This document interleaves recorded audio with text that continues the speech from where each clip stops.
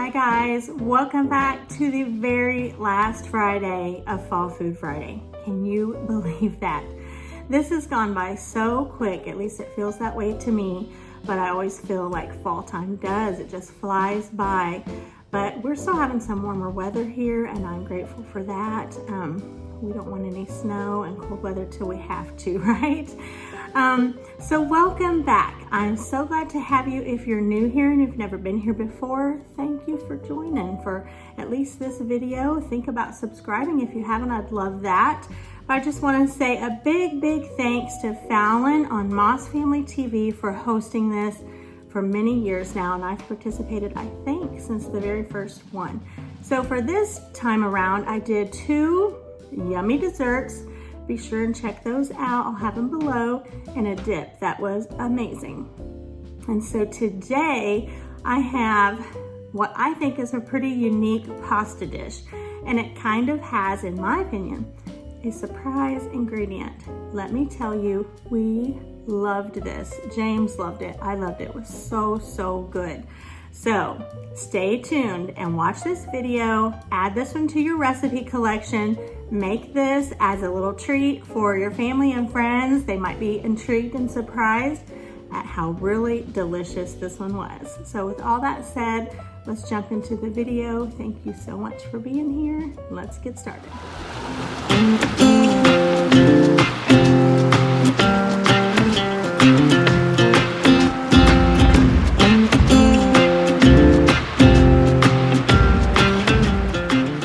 What makes this delicious pasta dish a little bit different from another pasta dish is butternut squash. You don't often see that in a pasta. So in my opinion, that's definitely the star of the show.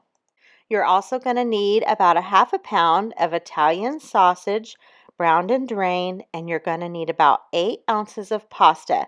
I chose this casarici pasta.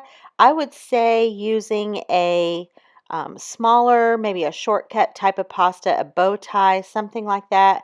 I think any of those, or rotini, I think anything like that would be just perfect. Also going to need some garlic, some parmesan, some half and half or heavy cream, and some spinach. All in all, it doesn't take a whole lot of ingredients to pull this together. So in my saucepan here, I've gone in with a tablespoon of olive oil, and then I have about 4 or so garlic cloves that I'm going to put in there and let that start working together as the base for this very simple sauce.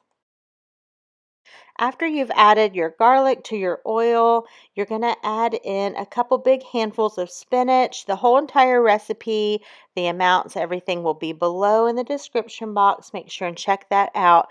But my garlic got away from me here. It got a little bit too toasty. It didn't affect the taste whatsoever, but I did fish out some of that garlic as it got too toasty in there too quick. So here's my spinach wilted down. I think the recipe says 5 to 7 minutes to let that spinach wilt down. And then I forgot to turn on my camera while I was pouring in my half and half. You can use heavy cream. I think that's what it calls for, but I had half and half, and that's what I decided to use. So I think it's about a cup.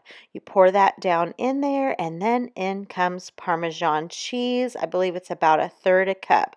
I actually would recommend, when I make this again, you definitely want to give yourself a little bit more sauce than you even think you might need, because of course the pasta just soaks it right up. But I'd say if you follow the recipe exactly, it'd be fine. If anything, you could just add in a little bit more heavy cream to give yourself some more sauce if needed. My Italian sausage, of course, was browned and drained, and so I'm adding in, I don't even know if I did a complete 8 ounces, but around there. And of course, all of this can be for preference. If you want more spinach, add more spinach. If you want more sausage, add more sausage. Just make sure that your cream sauce is enough to give yourself a creamy base for your pasta there. So my pasta, of course, is cooked. And I didn't even drain it. I'm just taking my spoon with the slots, reaching right back there and putting that into my dish.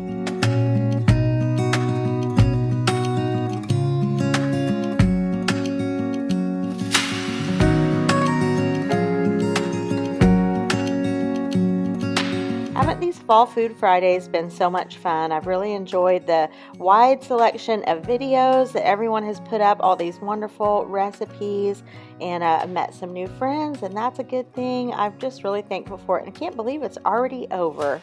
But time flies by when you're having fun. All right, air fryer. That did the trick for my butternut squash. You want your squash to get a little bit of a crisp on the outside. That way it's not mushy and maybe dissolves down here in your pasta. So you want to get a crisp on it, whether it be in the oven or however you choose to do that. I did the air fryer. And then at the very last, you just very gently toss in that butternut squash.